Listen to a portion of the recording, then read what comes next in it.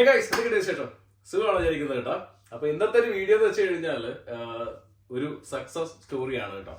UK student വിസയിൽ വന്ന് അതും ഫോർമുല ഇ റേസിംഗ് എല്ലാവർക്കും അറിയാം, ഫോർമുല 1 റേസിംഗ് എല്ലാവർക്കും അറിയാം. ആ ഒരു മേഖലയിൽ ആദ്യത്തെ മലയാളി, ഇല്ലെങ്കിൽ ഇന്ത്യയിൽ തന്നെ എനിക്ക് തോന്നുന്നു വളരെ റെയർ ആണ് ഇങ്ങനെ ഒരു സംഭവം. ഈ ഫോർമുല ഇ അല്ലെങ്കിൽ ഫോർമുല 1 കാർ റേസിംഗ് ആ ഒരു മേഖലയിലേക്ക് മലയാളികൾ, ഇന്ത്യക്കാർ എത്തിപ്പെടുന്നത്. ഓക്കെ, അതിനകത്ത് നമ്മുടെ നാട്ടിൽ നിന്ന് ഒരു മലയാളി കൂടി എത്തിയിരിക്കുന്നു, formula E racing track engineer ആയിട്ട് അല്ലേ. ഓക്കെ, സോ ഇവിടെ UK സ്റ്റുഡന്റ് വിസയിൽ വന്നാണ്.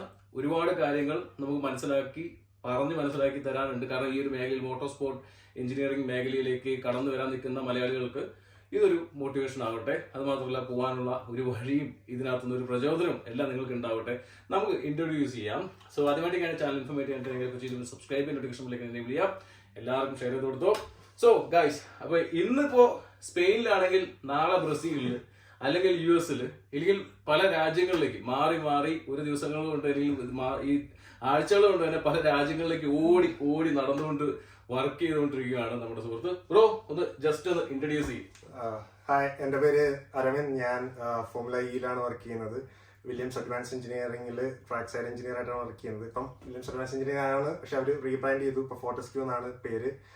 ഞാനിപ്പോൾ ഇവിടെ ഇപ്പം 1.5 year ആയിട്ട് വർക്ക് ചെയ്യാൻ. ഞാൻ ഇവിടെ സ്റ്റുഡൻ്റ് ആയിട്ട് 2020 വന്നതാണ്. മാസ്റ്റേഴ്സ് കഴിഞ്ഞു. പിന്നെ 6 months മെക്ലാരനിൽ വർക്ക് ചെയ്തു. 1 year ആശ്രമത്തിൽ വർക്ക് ചെയ്തു. ഇപ്പം വില്യംസിൽ വർക്ക് ചെയ്തു. ഈ കമ്പനിയുടെ പേരൊക്കെ വളരെ എല്ലാവർക്കും ഫെമിലിയർ ആണ്. നമ്മളും കണ്ടിട്ടുണ്ടാവും, കേട്ടിട്ടുണ്ടാവും. പക്ഷെ ആ ഒരു ഇൻഡസ്ട്രിയിൽ അത് ഡെവലപ്പ് ചെയ്യാനായിട്ട് വർക്ക് ചെയ്യുന്ന ഒരു മലയാളി എന്ന നിലയിൽ വലിയൊരു അഭിമാനം നമുക്കുണ്ട്. ഓക്കെ, ഒരു ഇന്ത്യക്കാരൻ എന്ന നിലയിലേക്ക് വലിയൊരു അഭിമാനം നമുക്കുണ്ട്. ഓക്കെ, അപ്പൊ ആ മേഖലയിലേക്ക് എത്തിപ്പെടാൻ എങ്ങനെ സാധിച്ചു എന്നൊക്കെ അറിയണ്ടേ? തീർച്ചയായിട്ടും അറിയണം. അത് മാത്രമല്ല, ഈ ഒരു മേഖലയിൽ കടന്നു വരാൻ നിൽക്കുന്ന സ്റ്റുഡൻസിന് എല്ലാവർക്കും തന്നെ ഇതൊരു മോട്ടിവേഷൻ ആവട്ടെ. ബ്രോ, എങ്ങനെയാണ്, ഏത് സമയത്താണ് ബ്രോ UKയിലേക്ക് എത്തിയത്? ഏത് വിസയിലാണ്? ഞാൻ UK വന്നത് 2020 സ്റ്റുഡന്റ് വിസയിലാണ് വന്നത്. ഇതിപ്പം ഈ മോട്ടോർ സ്പോർട്ട് എന്ന് പറയുന്നത് നമ്മുടെ നാട്ടിൽ ഒട്ടും ഫേമസ് അല്ലാത്ത ഒരു ഫീൽഡാണ്. ഇപ്പൊ ഫോർ എക്സാമ്പിൾ പറയുകയാണെങ്കിൽ, ഞാൻ കഴിഞ്ഞ വട്ടം നാട്ടിൽ പോയപ്പോൾ, ഞാൻ എൻ്റെ നാട്ടിൽ പഠിച്ച മുട്ട എഞ്ചിനീയറിംഗ് കോളേജാണ് പഠിച്ചത്. അപ്പോൾ അവിടെ പോയപ്പോൾ പ്രിൻസിപ്പൽ എന്നോട് പറഞ്ഞു, ഫസ്റ്റ് ഇയേഴ്സിന് ഒരു മോട്ടിവേഷൻ ഇതെടുക്കണം. അപ്പം 250 about സ്റ്റുഡൻസ് ഉണ്ടായിരുന്നു. അവിടെ പോയിട്ട് ഞാൻ അവരോട് റേസിംഗ്, ഫോർമുല 1 ഫോർമുല എന്ന് പറഞ്ഞ 250 പേരുണ്ടായിട്ട് ഒരാൾക്കാണ് മനസ്സിലായത്. ഇപ്പൊ നമ്മുടെ നാട്ടിൽ ഇപ്പോഴും എല്ലാവരും ഏത് എഞ്ചിനീയറിംഗ് കഴിഞ്ഞപ്പോൾ മെക്കാനിക്കൽ എഞ്ചിനീയറിംഗ് പഠിച്ചാലും IT വർക്ക് ചെയ്യുക, CS പഠിച്ചാലും IT വർക്ക് ചെയ്യുക. അത് മാത്രമല്ല, ഒരുപാട് ഫീൽഡ് ഉണ്ട്.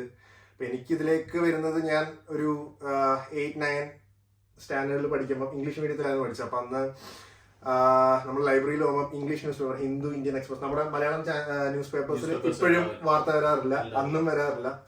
അപ്പൊ അന്ന് ഹിന്ദുവിലൊക്കെ ന്യൂസ് വന്ന് അങ്ങനെയാണ് ഞാൻ ഇതിനെ കുറിച്ച് ഫോളോ ചെയ്ത് തുടങ്ങിയത്. പിന്നെ 2011 ആയപ്പോഴത്തേക്ക് ആദ്യത്തെ ഇന്ത്യയിൽ 11 to 13 റേസ് ഉണ്ടായിരുന്നു ഡൽഹി, നോയിഡയിൽ. ഇപ്പോഴാണ് കുറച്ചും കൂടെ സ്പോർട്ട് ഫേമസ് ആയതും, ഇന്ത്യയിൽ കുറച്ച് ഫേമസ് ആയതും, പിന്നെ TV ടെലികാസ്റ്റ് ചെയ്യാനും തുടങ്ങിയത്. അപ്പോ അങ്ങനെ കണ്ടു. പിന്നെ നമ്മള് ന്യൂസ് ഒക്കെ ഓപ്പൺ ചെയ്യുന്ന സമയത്ത് നമ്മൾക്ക് കാണാൻ പറ്റും ഈ പറഞ്ഞ കാറുകൾ ചീറിപ്പാഞ്ഞു പോകുന്നതും മോട്ടോർ സ്പോർട്സിന്റെ ന്യൂസുകളാണ്. പക്ഷെ നമ്മൾ അത്രയും ശ്രദ്ധിച്ചിട്ടുണ്ടായിരുന്നില്ല എന്ന് പറഞ്ഞാല്. പിന്നെ അതിനുശേഷം നമ്മുടെ തമിഴ്നാട് തല അജിത്തിന്റെ ഒക്കെ റേസിംഗ് കാര്യങ്ങളെ കുറിച്ച് കേട്ടിട്ടുള്ളതാണ്. കൂടുതൽ ആൾക്കാർ ഇൻട്രസ്റ്റ് ആയിട്ട് അതിനകത്തേക്ക് വരുന്നുണ്ട്. ഓക്കെ, അപ്പൊ പോരട്ടെ ബാക്കി എനിക്ക് കൊച്ചിലോട്ടെ നമുക്ക് എല്ലാവർക്കും, ഏതൊരു കൊച്ചിനടുത്ത് നമ്മൾ ടോയ് കാർ കൊടുത്താലും അവരൊരു ബൈക്ക് അല്ലെങ്കിൽ ഒരു കാർ ഫാൻ ആയിരിക്കും. ഞാൻ എഞ്ചിനീയറിംഗിലൊക്കെ സ്റ്റാർട്ട് ചെയ്ത്, എഞ്ചിനീയറിംഗ് നമ്മുടെ നാട്ടിലെ പോലെ എല്ലാവരും +2 കഴിഞ്ഞ് എഞ്ചിനീയറിംഗിന് പോകുന്നു ഫ്രണ്ട്സ്. എന്നാൽ പിന്നെ ഞാനും പോയേക്കാന്നും പറഞ്ഞ് എഞ്ചിനീയറിംഗ് എടുത്താണ്. അന്ന് എന്താന്ന് പോലും അറിയണ്ടായിരുന്നില്ല. ഒരു 2nd year 3rd year ഒക്കെ എത്തിയപ്പോഴാണ് ഓക്കെ, ഇത് പഠിച്ചാൽ എന്റെ അംബീഷനായ മോട്ടോർ സ്പോർട്ടിൽ എത്താം എന്ന് എനിക്ക് മനസ്സിലായത്. പിന്നെ 3rd year തൊട്ട് കുറച്ചും കൂടെ പഠിത്തം ഞാൻ സീരിയസ് ആയിട്ട് എടുത്തു. 4th year കംപ്ലീറ്റ് ചെയ്തു. പിന്നെ അതിനെക്കുറിച്ച് നല്ല റിസർച്ച് ആയിരുന്നു. ഇല്ല, നാട്ടിൽ ഞാൻ ഇലക്ട്രോണിക്സ് ആൻഡ് കമ്മ്യൂണിക്കേഷൻ ECE ആയിരുന്നു പഠിച്ചത്. നല്ല ഒരുവിധം എല്ലാവരും എടുക്കുന്ന കോഴ്സാണ്. അപ്പൊ 4th year ഒക്കെ ആയപ്പോഴാണ് ഞാൻ കുറച്ചും കൂടെ കാര്യമായിട്ട് റിസർച്ച് ചെയ്യാൻ തുടങ്ങിയത്. ഇത് എന്റെ ഫീൽഡാണ്, ഇതാണ് എന്റെ ഫീൽഡ് എന്ന് മനസ്സിലാക്കി ഇതെത്തണം എന്ന് തീരുമാനിച്ച് തുടങ്ങിയത്. അങ്ങനെ ചെറുപ്പം തൊട്ട് ഡിസൈഡ് ചെയ്യാന്നുള്ളത് വലിയൊരു കാര്യമാണ്. ഞാൻ ഇന്നതിലേ പോവുള്ളൂ എന്ന് അതിനു വേണ്ടി വർക്ക് ചെയ്യാന്നൊക്കെ പറഞ്ഞു കഴിഞ്ഞാൽ അതൊരു വലിയൊരു കാര്യം തന്നെയാണ്. ഇതുവരെ ആരും മലയാളികളില്ല, പരിചയമുള്ള ആരും. ഇന്ത്യൻസ് തന്നെ ചുരുക്കം 5 താഴെ. ഏകദേശം ഫോർമുല 1 10 ടീമുണ്ട്, ഫോർമുല ഇയിൽ 11 ടീമുണ്ട്. ബാക്കിയുള്ള റേസിംഗ് സീരീസ് എല്ലാം കൂടെ ഒരു 10, 2000, 3000 ആൾക്കാർ കൂട്ടിയാലും 5 താഴെ ഇന്ത്യക്കാര് തന്നെ ഉണ്ടാവുള്ളൂ, അതിനകത്ത് ഒരാളാണ്. അപ്പൊ ആ ഒരു ഫീൽഡിലേക്ക് എത്തുക എന്ന് പറയുന്നത് അത്രയും പാടുള്ള കാര്യമാണ്. അപ്പൊ അതിനെ കൂടുതൽ റിസർച്ച് ചെയ്തു. പിന്നെ UK ആണ് എനിക്കൊരു ഹോട്ട്സ്പോട്ട് ആയിട്ട് തോന്നി. കാരണം ഈ മിക്ക ടീമിന്റെയും ഹെഡ് ക്വാർട്ടേഴ്സ് അല്ലെങ്കിൽ ബേസ് UK ആയിരിക്കും. അതുകൊണ്ട് UK സെലക്ട് ചെയ്തു. ഞാൻ അന്ന് വരുന്ന സമയത്ത് ഇവിടെ PSW പോലും ഉണ്ടായിരുന്നില്ല. PSW വരും എന്ന് ന്യൂസിലും നമ്മുടെ യൂണിവേഴ്സിറ്റിയുടെ വെബ്സൈറ്റിലൊക്കെ കാണേണ്ട, ഓക്കെ വരും എന്ന പ്രതീക്ഷയിൽ വന്നു. എല്ലാം പ്രതീക്ഷയിലാണ്, നമ്മൾ മാക്സിമം എഫേർട്ട് ഇടുക എന്നാണ്. അങ്ങനെ 2020 ഞാൻ വന്നു. ബ്രൂണൽ യൂണിവേഴ്സിറ്റി ലണ്ടനിലായിരുന്നു പഠിച്ചത്. അവിടെ മോട്ടോർ സ്പോർട്ട് എഞ്ചിനീയറിംഗ് പഠിച്ചു കഴിഞ്ഞു.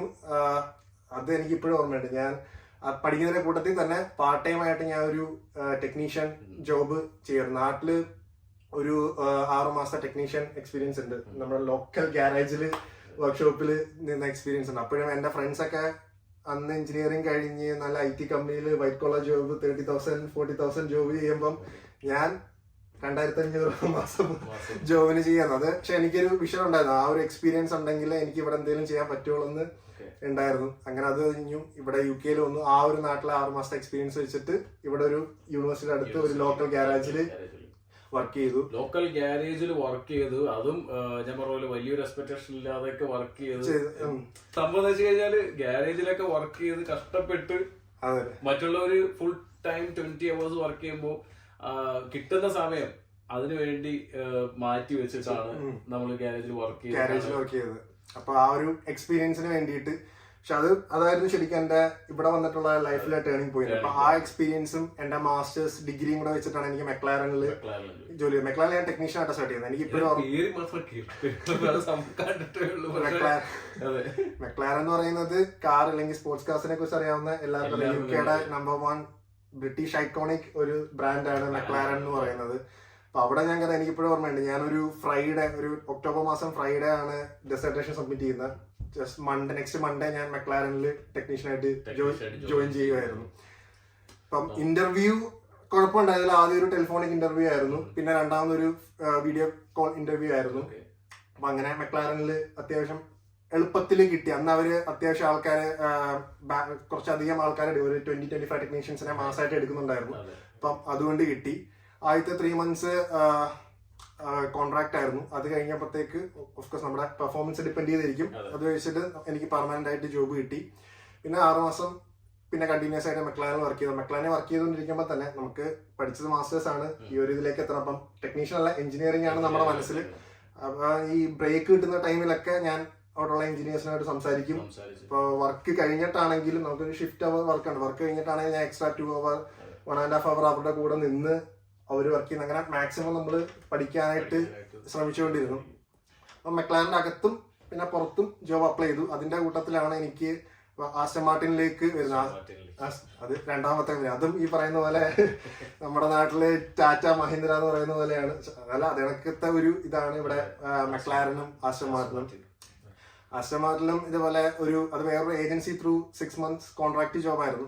അവിടെയും ഈ പറയുന്ന പോലെ 6 months കഴിഞ്ഞപ്പോഴത്തേക്ക് ആസ്റ്റൺ മാർട്ടിന് എനിക്ക് ഡയറക്റ്റ് ആസ്റ്റൺ മാർട്ടിലേക്ക് ഒരു ഓഫർ വന്നു.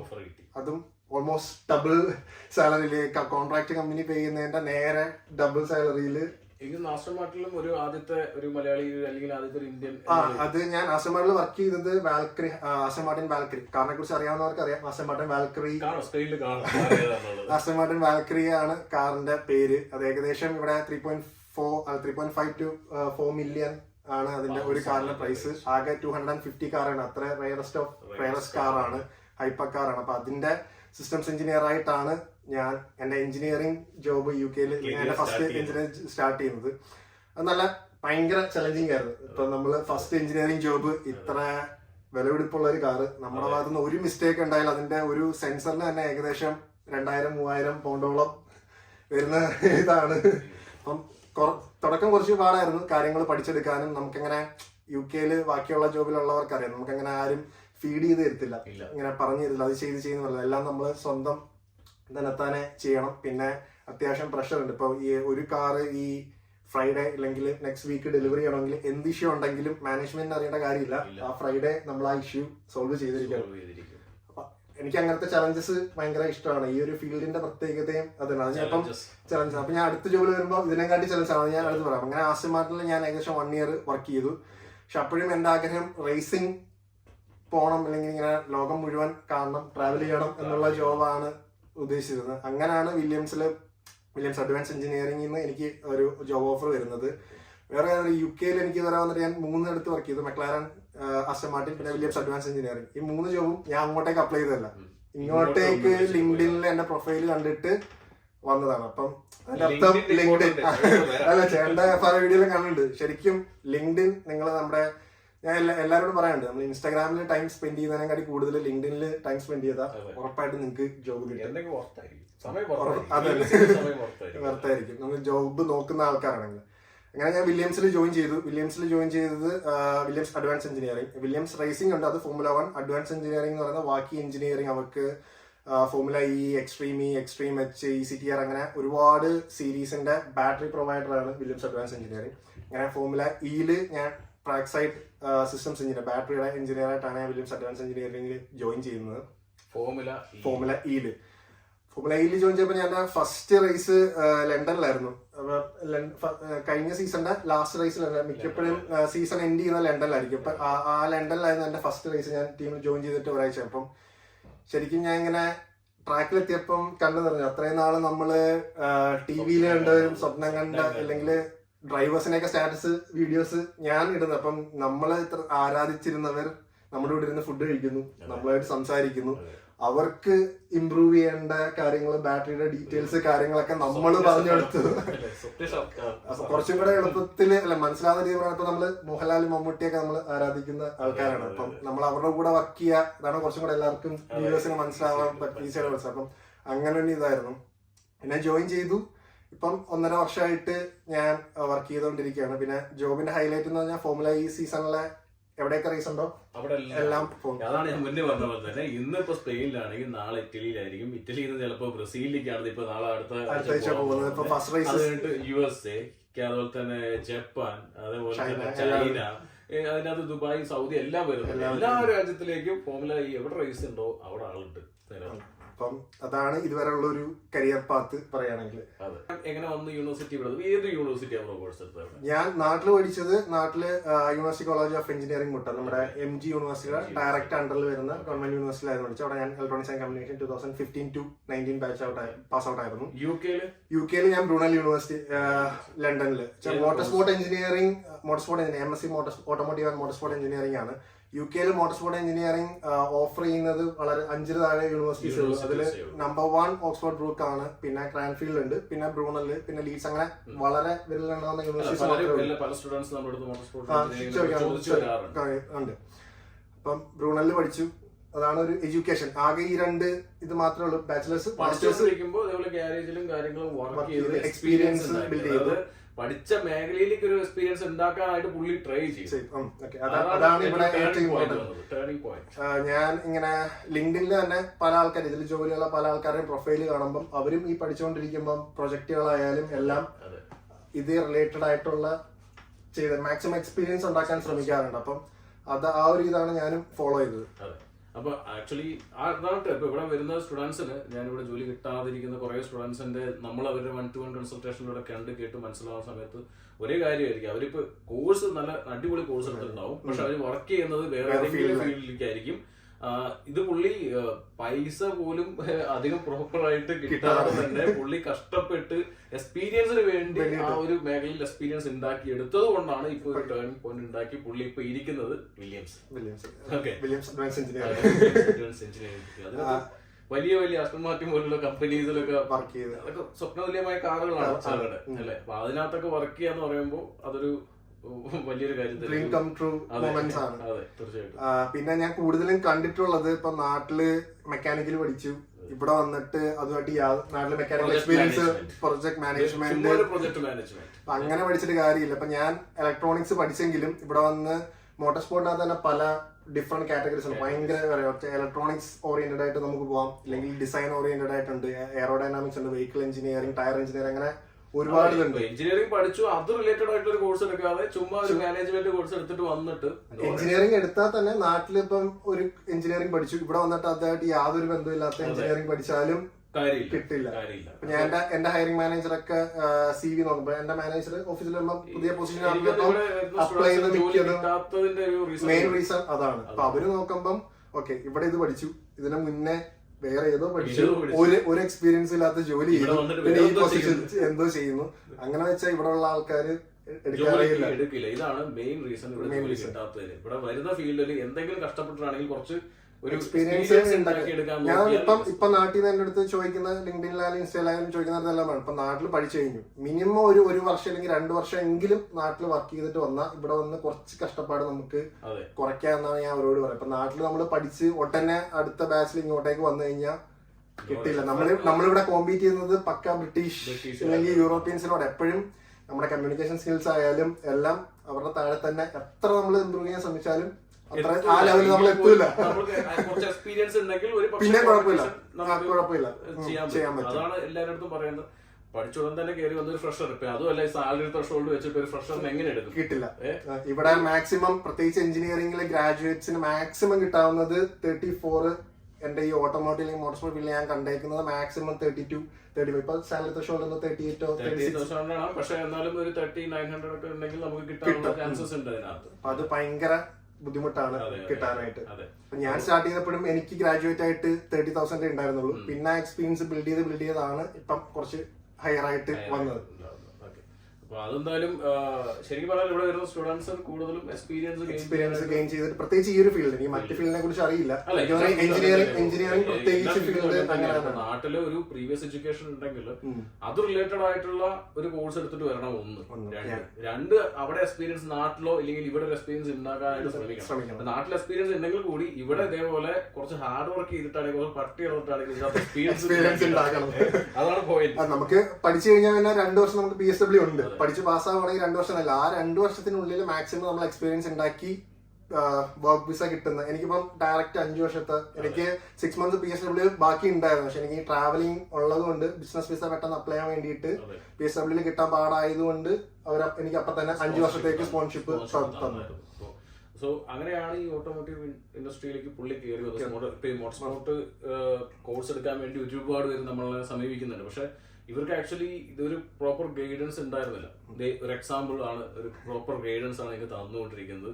ഒരു മോട്ടോർ സ്പോർട്ട് മേഖലയിലേക്ക് ഇവിടെ ഒരു കോഴ്സ് എടുത്ത് വരുന്നവർക്ക് തീർച്ചയായിട്ടും എങ്ങനെയാണ് ഹാർഡ് വർക്ക് ചെയ്യേണ്ടത് എന്നുള്ളതിന് ഉത്തമ ഉദാഹരണമാണ്. അപ്പോൾ ഇനി വരുന്നവർക്ക് ഡൗട്ട് ഇല്ല, യൂണിവേഴ്സിറ്റീസ് ബ്രോ ഏതൊക്കെയാണ് best universities? Best motor sport, proper motor sport oriented ആണെങ്കിൽ ഞാൻ പ്രിഫർ ചെയ്യുക ഓക്സ്ഫോർഡ് ബ്രൂക്കും ക്രാൻഫീൽഡും ആണ്. കാരണം നമ്മൾ ഫോർമുല 1, ഫോർമുല ഈ ടോപ്പ് മോട്ടോർ സ്പോർട്ടിൽ ഉള്ള വർക്ക് ചെയ്യുന്ന എല്ലാവരും നമ്മുടെ ടീം പ്രിൻസിപ്പൾ ആണ് ടീമിന്റെ ഹെഡ്. ടീം പ്രിൻസിപ്പൾ ലെവൽ തൊട്ട് താഴത്തെ ഏറ്റവും ലോവർ ജൂനിയർ എഞ്ചിനീയേഴ്സ് ആണെങ്കിലും എല്ലാവരും ഒരു 80% ക്രാൻഫീൽഡ് അല്ലെങ്കിൽ ഓക്സ്ഫോർഡ് ബ്രൂക്ക് ഗ്രാജുവേറ്റ് ആയിരിക്കും. അത് കഴിഞ്ഞ് പിന്നെ ബ്രൂണല് ഉണ്ട്, പിന്നെ യൂണിവേഴ്സിറ്റി ഓഫ് ലീഡ്സ് ഉണ്ട്, പിന്നെ ബാക്കിയെല്ലാം കുറച്ചും കൂടെ ഓട്ടോമോട്ടീവ് ഓറിയന്റഡ് ആണ്, മോട്ടോർ സ്പോർട്ട് അല്ല.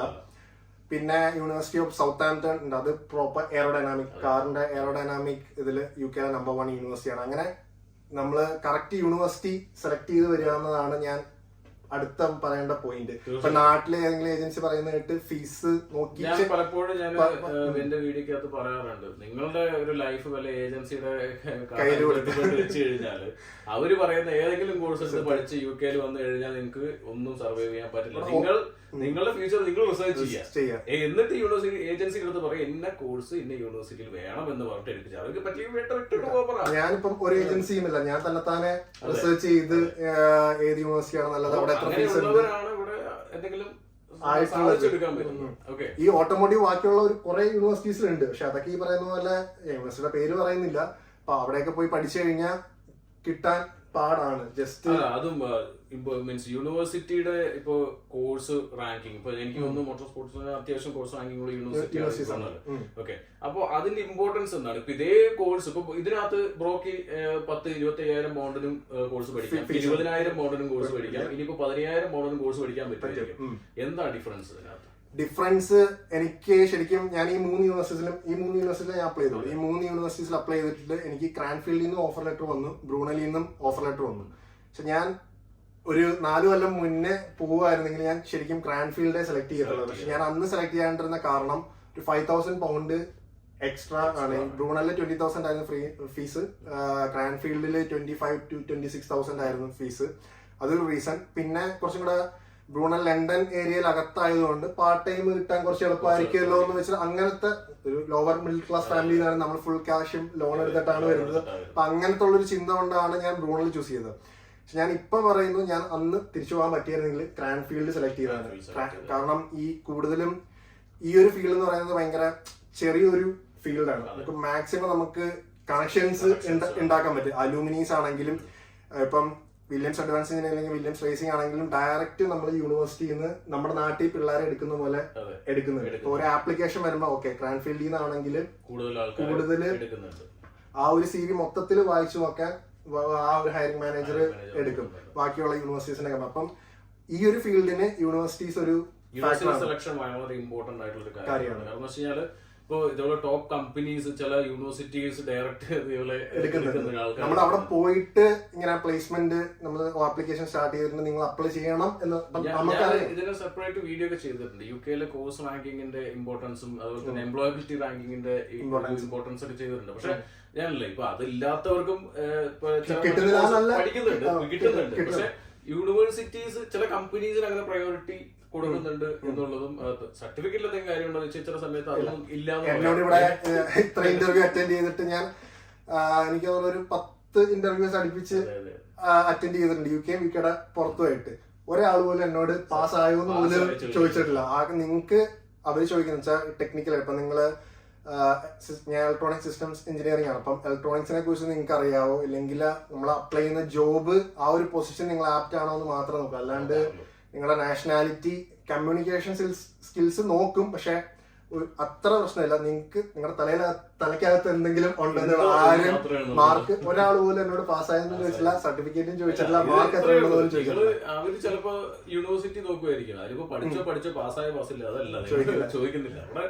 അത് പക്ഷെ ഇത് നോക്കുന്നുണ്ട് എംപ്ലോയബിലിറ്റി റാങ്കിങ് കോഴ്സ് റാങ്കിങ് അത് മാത്രമല്ല മറ്റൊരു ഇമ്പോർട്ടന്റ് ഫാക്ടറാണ്. അതായത് അതും വളരെ നമ്മളിപ്പോ ലിങ്ക്ഡിനും സിവിയുടെ കേസിൽ എത്രത്തോളം ഇമ്പോർട്ടൻസ് ഉണ്ട് ബ്രോ ലിങ്ക്ഡിനും സിവിയുടെ കേസിൽ?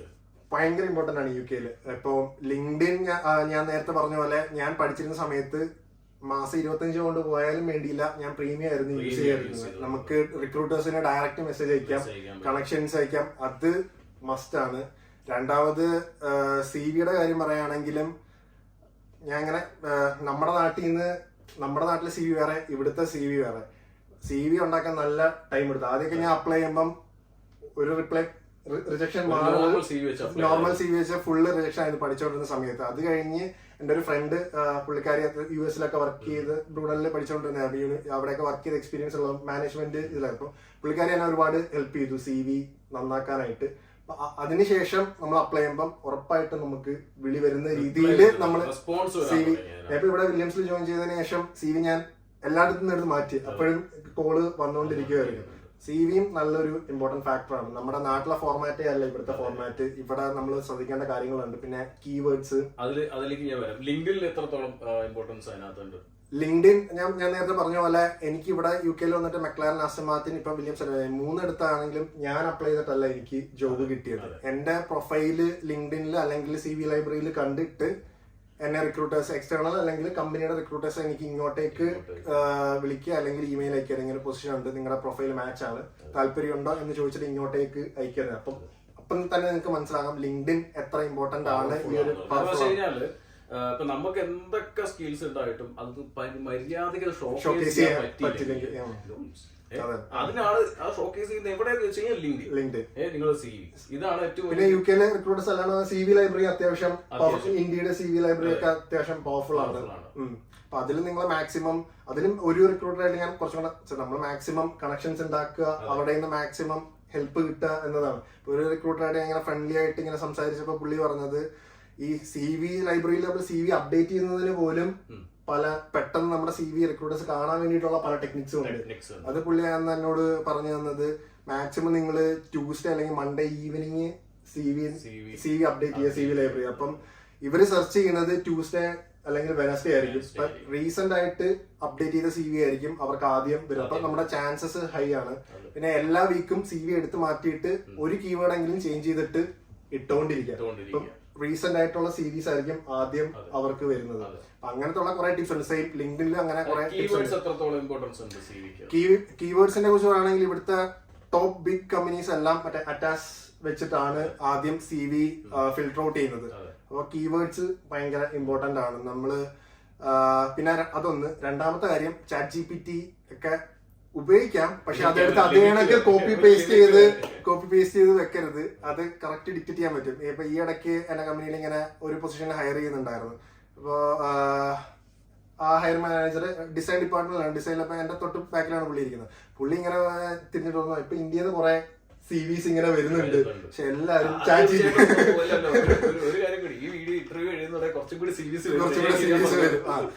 CV വരുന്നുണ്ട്, പക്ഷെ എല്ലാം ChatGPT അതേ കണക്ക് കോപ്പി പേസ്റ്റ് ചെയ്ത് നമ്മൾ അതിന് പോലും മെനക്കിടുന്നില്ല. ഇപ്പൊ നമ്മള് മെനക്കെടാണ്ട് നമുക്ക് എങ്ങനെ ഇവിടെ മെനക്കെട്ടിട്ട് തന്നെ ഇവിടെ ജോലി കിട്ടാൻ പാടാണ്. പിന്നെ നമ്മള് ചുമ്മാ എല്ലാം ഈസി ആയിട്ട് കണ്ട നല്ല. ഇവിടെ വരുന്ന സ്റ്റുഡൻസിന്റെ അടുത്തും പറയുന്ന ഒരു വരുന്ന എല്ലാവരുടെ അടുത്തും പറയുന്ന ഒരു കാര്യം എന്ന് വെച്ച് കഴിഞ്ഞാൽ CVയുടെ ഇമ്പോർട്ടൻസ്. നിങ്ങളിപ്പോ എന്തൊക്കെ ഒരു സ്കിൽസ് ഇവിടെ പഠിച്ചു കഴിഞ്ഞാൽ, നിങ്ങൾ ഏതൊക്കെ ഡിഗ്രി പഠിച്ചു കഴിഞ്ഞാലും അതിനകത്തൊരു എക്സ്പീരിയൻസസ് അത് പ്രോപ്പറായിട്ട് ഷോക്കേസ് ചെയ്യാൻ പറ്റിയില്ലെങ്കിൽ അതിനകത്ത്. അപ്പോ അതുകൊണ്ട് തന്നെ അത് വളരെ ഇമ്പോർട്ടന്റ് ആയിട്ടുള്ളൊരു കാര്യമാണ്. പിന്നെ കവർ ലെറ്റർ ഇവിടെ മിക്ക മോട്ടോർ സ്പോർട്ട് ഇതിനകത്തും എന്തുകൊണ്ട് നിങ്ങൾ ഈ ഒരു ഫീൽഡ്, ഇത് എല്ലാവരും ചൂസ് ചെയ്യുന്ന ഫീൽഡ് അല്ല, അപ്പൊ എന്തുകൊണ്ട് നിങ്ങൾ ഇത് ചൂസ് ചെയ്തു എന്ന് അവരെന്തായാലും ചോദിക്കും, ഇന്റർവ്യൂവിനായാലും ചോദിക്കും. ഇപ്പൊ നമുക്ക് പറയാൻ നല്ലൊരു കഥ വേണം. ഞാൻ എന്റെ ഇതേ കഥ തന്നെയാണ് അവരോട് പറഞ്ഞത്. ഇപ്പം നിങ്ങൾക്ക് തന്നെ അറിയാം, ഈ കമ്പനിയിൽ എത്ര മലയാളീസ് അല്ലെങ്കിൽ ഇന്ത്യൻസ് വർക്ക് ചെയ്യുന്നുണ്ട്, ആരുമില്ല. അപ്പം ഈ ഒരു ഫീൽഡിലേക്ക് എത്താൻ അത്ര ഡിഫിക്കൽട്ട് ആണ്. അതിനു വേണ്ടിയിട്ടാണ് ഞാൻ UK വന്നത്. എന്റെ ഫാമിലി എല്ലാം ബാക്കിലാക്കിയിട്ട് നമുക്ക് ആ ഒരു കഥ നമുക്ക് എല്ലാവർക്കും പറയാൻ പറ്റും. ആ ഒരു കഥ കേട്ടിട്ടായിരുന്നു നല്ല അങ്ങനെ എടുത്ത ഓപ്പർച്യൂണിറ്റി ഇതുവരെ ഉണ്ടായിട്ടുണ്ട്. പ്രോപ്പറായിട്ട് സംസാരിച്ച് വീഴ്ത്താൻ ഒരു കഴിവുണ്ടായിരിക്കണം എന്നുള്ളത് മാത്രമേ ഉള്ളൂ. നമുക്ക് എത്ര കമ്മ്യൂണിക്കേഷൻ സ്കിൽസ് വേണമെന്നില്ല. നമ്മളെ പക്ക ഇംഗ്ലീഷ് പക്ക ഗ്രാമർ ഒന്നും ഈ ഫീൽഡിന് ആവശ്യമില്ല. നമ്മൾ പറയുന്ന കാര്യം ഓപ്പോസിറ്റ് നിൽക്കുന്ന ആൾക്ക് മനസ്സിലാവുകയോ ഇല്ല, അത് മാത്രമേ ഉള്ളൂ ഇമ്പോർട്ടൻസ് ഉള്ളത്. അപ്പൊ അതിനെ കുറച്ച് നമ്മൾ എന്തെങ്കിലുമൊക്കെ റിസർച്ച് ചെയ്തിരിക്കണം, പറഞ്ഞിരിക്കണം, മനസ്സിലാക്കിയിരിക്കണം. ഇന്റർവ്യൂസ് ഇപ്പൊ ഞാൻ പറഞ്ഞ തന്നെ ബ്രോ ഇപ്പൊ പോയ ഒരു ജോബിന്റെ ഇന്റർവ്യൂസ് എൻറ്റയർലി ഡിഫറെന്റ് ആയിരിക്കും ചിലപ്പോൾ മറ്റുള്ളത്. എന്നാലും ഒരു കോമൺ ആയിട്ടുള്ള കുറെ കാര്യങ്ങൾ ഉണ്ടാവും. നമ്മൾ ആദ്യം കമ്പനിയെ കുറിച്ച് പഠിക്കുക എന്നതാണ് ആദ്യത്തെ. അവരുടെ കമ്പനിയുടെ പ്രൊഡക്ട്സ് എന്തൊക്കെയാണ്, ഏതൊക്കെ ഡിഫറെന്റ് കാറ്റഗറീസിൽ അവർ വർക്ക് ചെയ്യുന്നുണ്ട്, കമ്പനിയെ കുറിച്ച് ഫസ്റ്റ് പഠിക്കുക. രണ്ടാമത് നമ്മൾ അപ്ലൈ ചെയ്തേക്കുന്ന പൊസിഷനെ കുറിച്ച്. ഇപ്പം നമ്മള് കുറച്ചൊക്കെ CV തള്ളായിരിക്കുമല്ലോ ആ ഒരു പൊസിഷൻ നമ്മൾ അപ്ലൈ ചെയ്യുമ്പോൾ. അങ്ങനെ നമ്മൾ എഴുതി ചേർക്കുമ്പോ അതിനെ കുറിച്ച് പഠിച്ചു വെക്കുക. അവരെന്താ CV നമ്മൾ കൊടുത്തു കഴിഞ്ഞാൽ ആ CVയിലുള്ള എല്ലാ കാര്യം എഞ്ചിനീയറിംഗ് ഇതിൽ നമ്മളോട് ഇന്റർവ്യൂവിന് ചോദിക്കും. അതെല്ലാം നമ്മൾ പഠിച്ചു വെക്കുക. നമ്മളത് വർക്ക് ചെയ്തിട്ടില്ലെങ്കിലും ഇപ്പൊ യൂട്യൂബിലായാലും അല്ലെങ്കിൽ മറ്റ് ഓൺലൈൻ ഇതിലായാലും അതിനെക്കുറിച്ചുള്ള കോഴ്സുകളും കാര്യങ്ങളൊക്കെയാണ്. അപ്പൊ അതിനെക്കുറിച്ച് ഒരു മൊത്തത്തിലുള്ള ഒരു നോളേജ് വേണം. അല്ലാണ്ട് നമ്മൾ CVയിൽ എഴുതി ചേർത്തിട്ട് അവര് ചോദിക്കുമ്പം നമ്മൾ ബബ്ബ അടിച്ച അവർക്ക് എന്തായാലും അറിയാം ഇവനൊന്നും അറിയില്ല എന്നുള്ളത്. അല്ല, വളരെ സിമ്പിൾ ആയിട്ടുള്ള കാര്യം. നമ്മളൊരു CV വെച്ച് അപ്ലൈ ചെയ്തത് ഷോർട്ട് ലിസ്റ്റ് ആയി കഴിഞ്ഞു കഴിഞ്ഞാൽ നിങ്ങൾ വേറെ കുറച്ച് മറ്റേ കമ്പനിയെ കുറിച്ച് റിസർച്ച് ചെയ്തിട്ട് പിന്നെ CVയിൽ എന്താ അതിനെ കുറിച്ചൊന്ന് പഠിക്കാൻ ആൻസർ കൊടുക്കാൻ വേണ്ടി റെഡി ആയിരിക്കുക. ഓക്കെ, അപ്പൊ അത് വളരെ ഇമ്പോർട്ടന്റ് ആയിട്ടുള്ള ഒരു കാര്യമാണ് അതിനകത്ത്. അപ്പോ അതിനൊരു പ്രോപ്പർ പ്ലാൻ ഉണ്ടെങ്കിൽ തന്നെ ഒരു ഓൾമോസ്റ്റ് നമ്മൾ ആയി കഴിഞ്ഞു. പിന്നെ ബാക്കി നമ്മുടെ കോമ്പറ്റീറ്റീവ് ബാക്കി നമ്മുടെ കൂടെ ഉള്ള ആൾക്കാരുടെ ഇതും കുറെ ഫാക്ടേഴ്സ് ഉണ്ടല്ലോ. ഇപ്പം എന്റെ കൂടെ ആ കമ്പനി എന്നെ മാത്രമല്ല ഇന്റർവ്യൂ ചെയ്യുന്നത്, പലരെയും ഇന്റർവ്യൂ ചെയ്യും. അപ്പൊ എന്തുകൊണ്ട് നമ്മളെ എടുക്കുന്നു എന്നുള്ളത് നമ്മൾ അവരെയും കാട്ടി മുന്നിൽ നിൽക്കുന്നതിന്റെ ഫാക്ടറാണ്. ഇപ്പം ഇൻ കേസ് ഈ ഒരു ഫീൽഡ് എന്ന് പറയുന്നത് എനിക്ക് 5 വർഷത്തെ വിസ വേണം. വിസയുടെ ചെലവ് മൊത്തം കമ്പനിയാണ് ഇട്ടത്. അതുകൂടാണ്ട് എന്റെ ഇന്ത്യൻ പാസ്പോർട്ട്, ബാക്കി എന്റെ ടീം മെമ്പേഴ്സിന്റെ എല്ലാം ബ്രിട്ടീഷ് പാസ്പോർട്ടാണ്. എനിക്ക് എല്ലാ രാജ്യത്ത് പോകണമെങ്കിലും ഇൻഡിവിജ്വൽ വിസ വേണം. അപ്പൊ അതിന് എക്സ്ട്രാ കമ്പനിക്ക് ചിലവാണ്. അത്രയും റിസ്ക് എടുത്തിട്ട് അവർ എടുക്കുന്നുണ്ടെങ്കിൽ അവർ നമ്മളിൽ എന്തെങ്കിലും കണ്ടിട്ടായിരിക്കണം എടുക്കുന്നത്. അത് നമ്മള് ഇന്റർവ്യൂവിൽ ആകെ 30 മിനിറ്റ്സ് അല്ലെങ്കിൽ 40 മിനിറ്റ്സ് ആ ഇന്റർവ്യൂ ഉണ്ട്. ആ 40 മിനിറ്റ്സിൽ നമ്മൾ അവരെ നമ്മൾ ആ ഷോക്കേസ് ചെയ്യാനുള്ള ഇത് നമുക്ക്. അത് ശരിക്കും കുറച്ച് ഇന്റർവ്യൂസ് അറ്റൻഡ് ചെയ്താലേ വരുള്ളൂ. ഇപ്പൊ ഞാൻ ഫസ്റ്റ് ഒക്കെ ഇന്റർവ്യൂ അറ്റൻഡ് ചെയ്യുമ്പോൾ ഞാൻ എന്താ പറയുന്നതെന്ന് എനിക്ക് തന്നെ വായി വരുന്നതൊക്കെ പറയായിരുന്നു, റിജക്റ്റ് ആയിരുന്നു. കുറച്ചിന്റെ ഒരു 3-4 ഇന്റർവ്യൂസ് ഒക്കെ അറ്റൻഡ് ചെയ്ത് കഴിഞ്ഞപ്പോഴാണ് ഓക്കെ എന്തൊക്കെയായിരിക്കും പഠിക്കും. ഓക്കെ, ഈ ആദ്യത്തെ 3-4 ഇതിൽ എന്റെ മെയിൻ പ്രശ്നം കമ്മ്യൂണിക്കേഷൻ സ്കിൽസ് ആയിരുന്നു. എന്ത് പറയണം, ഇല്ലെങ്കിൽ അവർ ചോദിക്കാൻ ആപ്റ്റ് ആയിട്ടുള്ള മറുപടി ആയിരുന്നില്ല ഞാൻ പറഞ്ഞുകൊണ്ടിരുന്നത്. അപ്പൊ ഞാൻ ചെയ്തുകൊണ്ടിരുന്ന ഞാൻ എന്റെ ഫോണിൽ സൈഡിൽ റെക്കോർഡ് ചെയ്യും. ഇന്റർവ്യൂ നമുക്ക് വീഡിയോ റെക്കോർഡ് ചെയ്യാൻ പറ്റില്ല, ഓഡിയോ ഞാൻ എന്റെ ഫോണിൽ റെക്കോർഡ് ചെയ്യും. അപ്പൊ അവർ ചോദിക്കുന്ന ക്വസ്റ്റ്യനും ഞാൻ പറയുന്നതും അങ്ങനെയൊക്കെ നമ്മൾ കറക്ഷൻസ് വരുത്തിയാണ് പഠിച്ചിട്ടാണ് ഒട്ടും ഈസി ആയിരുന്നില്ല. ഉറപ്പാണ്, എനിക്ക് കിട്ടാമെങ്കിൽ നിങ്ങൾക്ക് എല്ലാവർക്കും കിട്ടും. എല്ലാവർക്കും ഞാൻ പറഞ്ഞില്ല, ഈ ഒരു ടെക്നിക്ക് അങ്ങോട്ട് യൂസ് ചെയ്യുക, ഫോളോ ചെയ്യുക, നമ്മളെ എഫേർട്ട് ഇട്ടാൽ മതി, എന്തായാലും നമുക്ക് കിട്ടും. അതെ, തീർച്ചയായിട്ടും അത് കിട്ടും. ബ്രോ, മറ്റൊരു കേസ് വെക്കട്ടെ. ഇപ്പൊ കുറെ നമുക്ക് ഗൈഡൻസ് ഇവർക്ക് ആവശ്യത്തുള്ളൂ കൊടുത്തു. ഞാൻ വേറെ കുറച്ച് കാര്യം ഈ കമ്പനിയായിട്ട് പറയും. ഈ ഒരു മേഖലയിലേക്ക് ഇറങ്ങിയിട്ട് ഗൂസ് ബംസ് തോന്നിയ ഒരു നിമിഷം ഉണ്ടാവുമല്ലോ. അത് എല്ലാ റേസ് വീക്കെൻഡും നമുക്ക് ഗൂസ് ബംസ് തോന്നാറുണ്ട്. ഇപ്പം കഴിഞ്ഞ ആഴ്ച സീസൺ 11 തുടങ്ങി. സീസൺ എന്നാണ് പറയുന്നത്, ഒരു റേസിംഗ് സീസൺ. മിക്കപ്പോഴും നവംബർ ഒക്കെ ആയിരിക്കും ഇതിന്റെ പ്രീ സീസൺ ടെസ്റ്റിംഗ്. പിന്നെ ഫസ്റ്റ് റേസ് സാധാരണ ജാനുവരി തൊട്ടാണ്, ഈ വട്ടം ഡിസംബറിൽ സ്റ്റാർട്ട് ചെയ്യും. അപ്പൊ അതിന്റെ ഒരു പ്രിപ്പറേഷൻ, ഇപ്പൊ കഴിഞ്ഞ 2 മാസം ഫുള്ള് എന്നും ഓഫീസിലാണ്, അടുത്ത സീസണിലോട്ട് വേണ്ടി പ്രിപ്പറേഷൻ. അപ്പൊ ഇത്രയും നമ്മൾ വർക്ക് ചെയ്തിട്ട് അതിന്റെ റിസൾട്ട് നമുക്ക് ട്രാക്കിൽ കാണുമ്പോൾ ശരിക്കും ഗൂസ് ബംപ് ആണ്. അതൊരു ഗൂസ് ബംപ് ആണ്. സ്പെഷ്യൽ ആയിട്ട് ഒരു നമ്മുടെ റേസിംഗിൽ വരുന്ന സമയത്ത് അങ്ങനെ പറയുകയാണെങ്കിൽ ഇപ്പം ഡ്രൈവേഴ്സായിട്ട് ഇപ്പം നമ്മളെ ആരാധ്യ പുരുഷന്മാര് നമ്മളുടെ ഫ്ലൈറ്റിൽ സൈഡിലിരിക്കുന്നു, അവരുടെ കൂടെ ട്രാക്കിൽ നിന്ന് ഭക്ഷണം കഴിക്കുന്നു, കാറിൽ കയറുന്നതിന് മുന്നേ ഷേക്ക് ഹാൻഡ് തോന്നിയത് ആരെ കണ്ടിട്ടാണ്? അങ്ങനെ നമ്മളെ കരുൺ ചന്ദോക്ക് എന്ന് പറയുന്ന പുള്ളി ഇന്ത്യക്കാരനാണ്. പുള്ളി രണ്ടാമത്തെ ഇന്ത്യയിൽ ആകെ 2 ഫോർമുല 1 ഡ്രൈവേഴ്സേ ഉള്ളൂ. ഒന്ന് നരേൻ കാർത്തികനും ഒന്ന് കരുൺ ചന്ദോക്കും. അപ്പൊ കരുൺ ചന്ദോക്ക് എനിക്ക് നമ്മുടെ നാട്ടിൽ നിന്ന് ഇന്ത്യയിൽ ആകെ 2 പേരേ ഉള്ളൂ. അപ്പം അവരെ കണ്ടു വളർന്നില്ലെങ്കിൽ അങ്ങനെയാണ് കുറച്ചും കൂടെ ഈ സ്പോർട്ടിലേക്ക് വരുന്നത്. അപ്പൊ കരുൺ ചന്ദോക്കിനെ ആദ്യമായിട്ട് ഞാൻ ലണ്ടനിൽ ആ റേസിന് കണ്ടപ്പം എനിക്ക് ഭയങ്കരമായിട്ട് തോന്നി. പുള്ളിയും ഭയങ്കര ഫ്രണ്ട്ലി ആയിരുന്നു. പക്ഷെ പുള്ളി ഒരു ഇന്ത്യക്കാരൻ വന്നല്ലോ എന്നുള്ള ഇതില് പുള്ളിയും ഭയങ്കര ഫ്രണ്ട്ലി ആയിരുന്നു. അപ്പം എല്ലാ പുള്ളി കമന്റേറ്റർ ആണ്. ഇപ്പം നേരത്തെ റേസിംഗ് ഡ്രൈവർ ആയിരുന്നു, ഇപ്പൊ കമന്റേറ്റർ ആണ്. മിക്ക റേസിലും ഫോർമുല 1 ഫോർമുല എല്ലാം കമ്പറ്റീറ്റ് ചെയ്യുന്ന പുള്ളിയാണ്. ഫോർമുല ഇയില് എവിടെ വെച്ചാൽ എന്നെ കണ്ടാലും ഞാൻ ബിസി ആണെങ്കിൽ പുള്ളി ഇങ്ങോട്ടേക്ക് വന്ന് സംസാരിക്കാറുണ്ട്. അപ്പൊ അതൊക്കെ നമ്മളെ സംബന്ധിച്ചിടത്തോളം വലിയ അച്ചീവ്മെന്റ് ആയിട്ടാണ് ഞാൻ കാണുന്നത്. പിന്നെ ഒരു മറ്റൊരു കാര്യം എന്ന് വെച്ച് കഴിഞ്ഞാൽ ഇപ്പോ നമ്മുടെ ആസ്റ്റൺ മാർട്ടിന്റെ ഒരു കാറ് സ്പീഡ് ടെസ്റ്റ് ചെയ്യാനും കാര്യങ്ങളൊക്കെ പറഞ്ഞു ടെസ്റ്റ് ചെയ്തിട്ടുണ്ടായിരുന്നു. അത് ഏതായിരുന്നു ആ ഒരു കാറിന്റെ ഡീറ്റെയിൽസ്? കാറിന്റെ ഡീറ്റെയിൽസ് പറയുകയാണെങ്കിൽ ഞാൻ എന്റെ first engineering project Aston Martin വാൽക്രീനുള്ളത്. വാൽക്രീനിൽ ഞാൻ സിസ്റ്റംസ് എഞ്ചിനീയർ ആയിട്ടാണ് വർക്ക് ചെയ്തത്. അപ്പൊ പ്രൊഡക്ഷനിൽ ആ കാറ് ഫുള്ള് ബിൽഡ് ചെയ്ത് കഴിഞ്ഞ് അതിന്റെ കംപ്ലീറ്റ് ഇലക്ട്രോണിക്സ്, ഇപ്പൊ നമ്മുടെ നോർമൽ കാർ ആണെങ്കിലും മെക്കാനിക്കൽ എന്ന് പറയാൻ എന്റെ എഞ്ചിനും സസ്പെൻഷനും വീലും മാത്രമല്ല, ആ എഞ്ചിൻ കൺട്രോൾ ചെയ്യുന്നത് ECU അല്ലെങ്കിൽ ഇലക്ട്രോണിക്സ് ആണ്. അപ്പൊ അതിന്റെ ഇലക്ട്രോണിക്സ് കാര്യങ്ങളെല്ലാം ടെസ്റ്റ് ചെയ്യലായിരുന്നു എന്റെ മെയിൻ ജോബ്.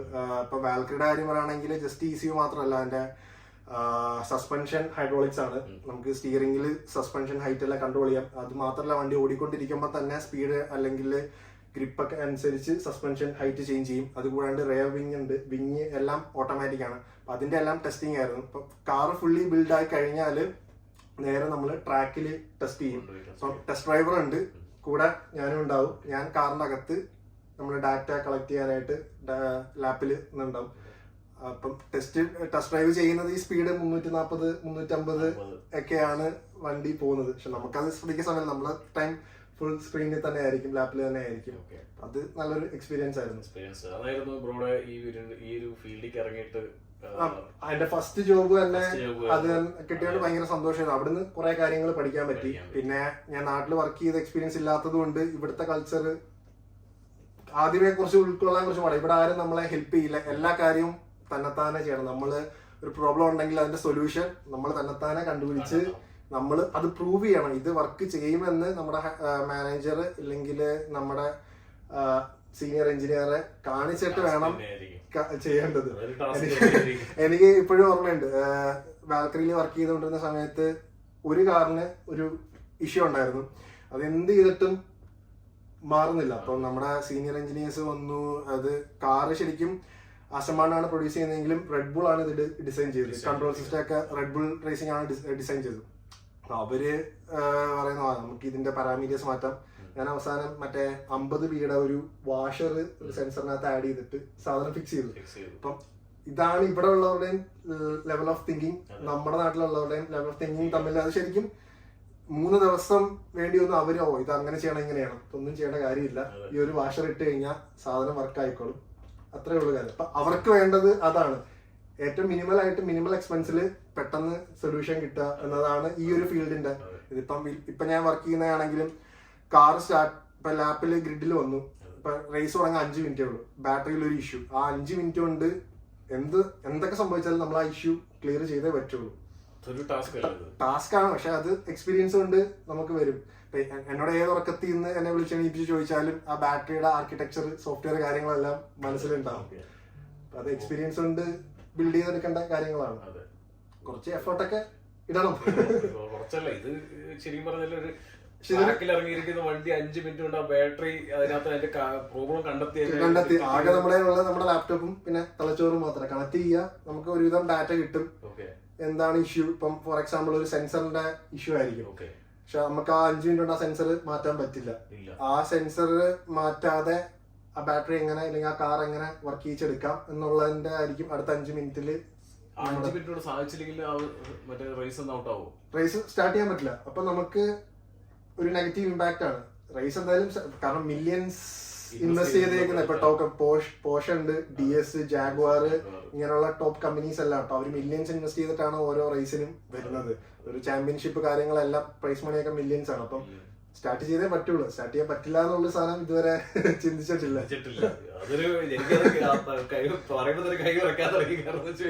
അങ്ങനെ കുറെ പ്രഷർ സിറ്റുവേഷൻസ് ഉണ്ട്, പക്ഷെ എനിക്കത് ഇഷ്ടമാണ്. നമ്മളിതൊരു ജോബായിട്ട് കാണാണ്ടിരുന്നാൽ മതി. നമ്മുടെ പാഷൻ ആ ഒരു ഇഷ്ടമുള്ളത് കൊണ്ടാണ് അവിടെ നിൽക്കുന്നത്.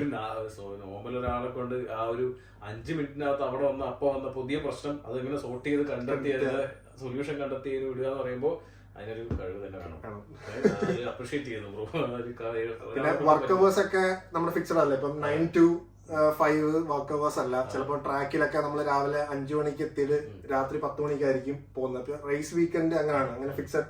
പക്ഷെ നമുക്ക് അങ്ങനെ ടയർഡ്നെസ്സോ കാര്യങ്ങളോ ഒന്നും തോന്നല്ല, കാരണം നമ്മളൊരു ഓഫീസ് ജോബ് അല്ല. നമ്മൾ ആ ഒരു ടാസ്ക് ഫിനിഷ് ചെയ്യുക, എല്ലാ ബാറ്ററീസും പ്രോപ്പറായിട്ട് വർക്ക് ചെയ്യുക, റേസ് ഫിനിഷ് ചെയ്യുക. റേസ് 11 ടീമുണ്ട്, 22 കാറുണ്ട്. 22 കാറും ഫിനിഷ് ലൈൻ ക്രോസ് ചെയ്യുമ്പോൾ മനസ്സിലുള്ള ഒരു സുഖം മാത്രം മതി. വേറൊരു ലെവല് സുഖമായിരിക്കും തീർച്ചയായിട്ടും. അങ്ങനെ ആദ്യത്തെ ഒരു ഇന്ത്യക്കാരൻ അല്ലെങ്കിൽ ഒരു 5 പേരൊക്കെ ഉള്ളൂ എന്നൊക്കെ പറഞ്ഞു മൊത്തത്തിൽ ഈ പറഞ്ഞ ഫോമുല ഈ റേസിംഗ് ഇൻഡസ്ട്രിക്കകത്ത് തന്നെ. അപ്പോ ആദ്യത്തെ ഒരു ഇന്ത്യക്കാരനാണ് ട്രാക്കിൽ ഇറങ്ങിയിരിക്കുന്നത്, മലയാളി. അതും മലയാളി, അത് അഭിമാനിക്കണം തീർച്ചയായിട്ടും. അതിന് വേണ്ടിയിട്ടാണ് സ്പെഷ്യലായിട്ട് ഞാൻ ഒരു വീഡിയോ ഡെഡിക്കേറ്റ് ചെയ്ത്. കാരണം എന്ന് വെച്ച് കഴിഞ്ഞാൽ നമ്മൾ എല്ലാവരും അറിഞ്ഞിരിക്കണം ഇങ്ങനെ ഒരു ഇൻഡസ്ട്രിയിൽ ഒരു മലയാളി വർക്ക് ചെയ്യുന്നുണ്ട് എന്നുള്ളത്. അതാണ് എന്റെ മെയിൻ ഒരു കാര്യം. പിന്നെ അത് മാത്രമല്ല, ഈ മോട്ടോർ സ്പോർട്ട് ഇൻഡസ്ട്രിക്കകത്ത് ഇറങ്ങാൻ താല്പര്യമുള്ള ഒരുപാട് പേരുണ്ട്, അവർക്കൊരു മോട്ടിവേഷൻ ആവട്ടെ. മറ്റൊരു ചോദ്യം കൂടി നമുക്ക് ലേശം വൈൻഡപ്പ് ചെയ്യാം. വേറെ എന്താ വെച്ച് കഴിഞ്ഞാൽ ബ്രോയുടെ കൂടെ ഒരുപാട് സ്റ്റുഡൻസ് പഠിച്ചിട്ടുണ്ട്, മലയാളികൾ തന്നെ പഠിച്ചിട്ടുണ്ട് അല്ലെ. അപ്പൊ ഇതിനകത്ത് ബ്രോ ആണ് ഇപ്പോ ഇതിനകത്ത് കയറി പ്രോപ്പർ ആയിട്ട് ഇങ്ങനെ കരിയർ ഒന്ന് മാറി ഇപ്പൊ ഒരു നല്ലൊരു പൊസിഷനിലേക്ക് എത്തിയിരിക്കുന്നത്. ഓക്കെ, മറ്റുള്ളവരുടെ അവസ്ഥ എന്തുവായിരുന്നു? മറ്റുള്ളവര് പറയുകയാണെങ്കിൽ കുറെ പേരൊക്കെ നാട്ടിൽ പോയി. ഇപ്പം ഞാൻ 2021 ബാച്ച് ആയിരുന്നു ബ്രൂണലിൽ പഠിച്ചത്. അപ്പോൾ ഒരു ഏകദേശം 30 ആയിരുന്നു ഞങ്ങളുടെ സ്ട്രെങ്ത്. അതിലൊരു 15 അടുപ്പിച്ച് ഇന്ത്യൻസ് ആയിരുന്നു, പിന്നെ ബാക്കി യൂറോപ്യൻസ് UK-കാരുണ്ടായിരുന്നു.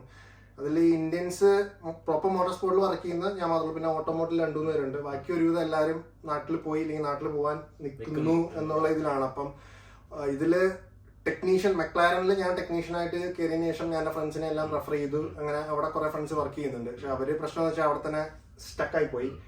ഹയർ ഇതിലേക്ക് മെക്ലാരനിലെ ടെക്നീഷ്യൻ പോസ്റ്റിൽ നമുക്ക് വിസ കിട്ടാൻ പാടാണ്. എഞ്ചിനീയറിംഗ് കിട്ടാൻ നമ്മളിങ്ങനെ നമ്മൾ സെർച്ച് ചെയ്തുകൊണ്ടിരിക്കണം, അല്ലാണ്ട് നമുക്ക് ഇങ്ങോട്ടേക്ക് കിട്ടുക എന്നത് കുറച്ച് പാടുള്ള കാര്യമാണ്. അപ്പൊ വിസ ഇത് ഒരു ഫീൽഡിൽ കുറച്ചും കൂടെ പ്രശ്നമാണ്. പക്ഷെ നമ്മൾ ആ കമ്പനിയെ കൺവിൻസ് ചെയ്യാം, നമ്മളെ കൺവിൻസ് ചെയ്ത് കഴിഞ്ഞാൽ വിസ എന്തായാലും അവർ തരും. അതെ, അപ്പൊ ശരിക്കും പറഞ്ഞാൽ അവരുടെ ഒരു പോരായ്മ എന്ന് വെച്ച് കഴിഞ്ഞാൽ അവരവിടുന്ന് മാറി ചിന്തിച്ചില്ല.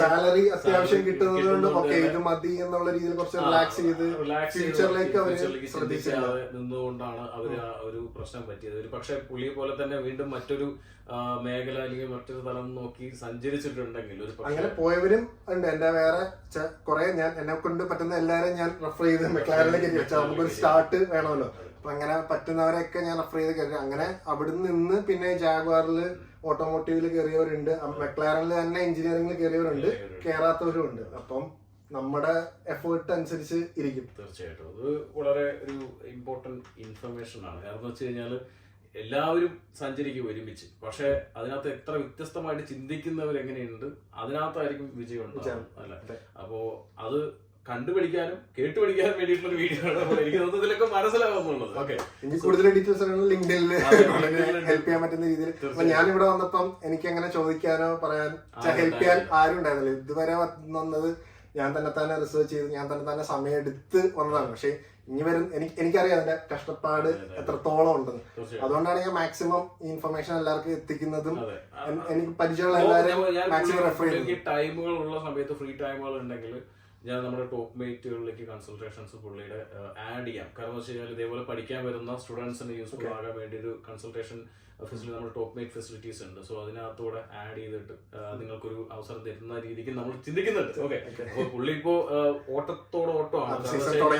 പുള്ളി ഫോർമുല ഈ റേസിംഗ് ട്രാക്കിൽ എങ്ങനെയാണോ അതേപോലെ തന്നെ ജീവിതത്തിൽ ഇപ്പൊ ഓടിക്കൊണ്ടിരിക്കുകയാണ്. ഇന്നിപ്പോ സ്പെയിനിലാണെങ്കിൽ നാളെ ഇപ്പോ ബ്രസീലിലായിരിക്കും, അത് കഴിഞ്ഞാൽ ജപ്പാനിൽ പോകും, ചൈനയിൽ പോകും, എല്ലാ രാജ്യവും വലിയ രാജ്യങ്ങളൊന്നും ഇല്ല കവർ ചെയ്യാൻ. ആ പാസ്പോർട്ട് ഞാൻ കാണിച്ചു തരാം. പാസ്പോർട്ടിനകത്ത് മുഴുവൻ ഇനി 2-3 പേരെ കാണാം. ബാക്കി ഈ വർഷം ഞാൻ ഇപ്പൊ 44 ഫ്ലൈറ്റ് ഇനിയിപ്പോ 2 കൂടെ ഉണ്ട്. 50 എത്തിക്കണമെന്നായിരുന്നു എന്റെ ടാർഗറ്റ്. പക്ഷെ 46 പ്രശ്നമില്ല, അടുത്ത വർഷം 50 അത് 50 കടന്നു പോകും, 100% ഉറപ്പാണ്. അപ്പൊ അതുകൊണ്ട് തന്നെ ഗൈസ് ഒരു ഇൻഫോർമേറ്റീവ് വീഡിയോ ആണ്. UK സ്റ്റുഡന്റ് വിസയിൽ വന്നിട്ട് സക്സസ് ആയിട്ടുള്ള മറ്റൊരു മനുഷ്യനെയും കൂടി നമ്മുടെ ചാനലിലൂടെ ഇൻട്രൊഡ്യൂസ് ചെയ്തിരിക്കുന്നു. വന്നതിലും ഇന്റർവ്യൂ തന്നതിലും വളരെ സന്തോഷം. അതിനകത്തൊന്നും പറയാനില്ല. കാരണം വെച്ച് കഴിഞ്ഞാല് നിങ്ങളിപ്പോ നിൽക്കുന്നത് എവിടെയാണെന്ന് അറിയാം. നാളെ ഒരു പക്ഷേ കൂടുതൽ ഇന്റർവ്യൂസും കൂടുതൽ മാധ്യമങ്ങളും നിങ്ങൾ മുന്നോട്ടേക്ക് വന്നേക്കാം. ഓക്കെ, ആ സമയത്ത് നമ്മൾ മറക്കരുത് ആദ്യത്തെ ഞാൻ അങ്ങനെ സോഷ്യൽ മീഡിയയിൽ അത്ര ആക്റ്റീവ് ഒന്നും അല്ല. നമുക്ക് അതിന്റെ സമയം കിട്ടാറില്ല. തീർച്ചയായിട്ടും പുതിയ ഇന്റർവ്യൂസ് നിങ്ങളെ തേടി എത്തുന്നതായിരിക്കും. ഉറപ്പായിട്ടും നിങ്ങള് മാക്സിമം എഫേർട്ട് ഇടുക. എന്റെ റിസൾട്ട് എന്തായാലും നിങ്ങൾക്ക് കിട്ടിയിരിക്കും, ഉറപ്പാണ്.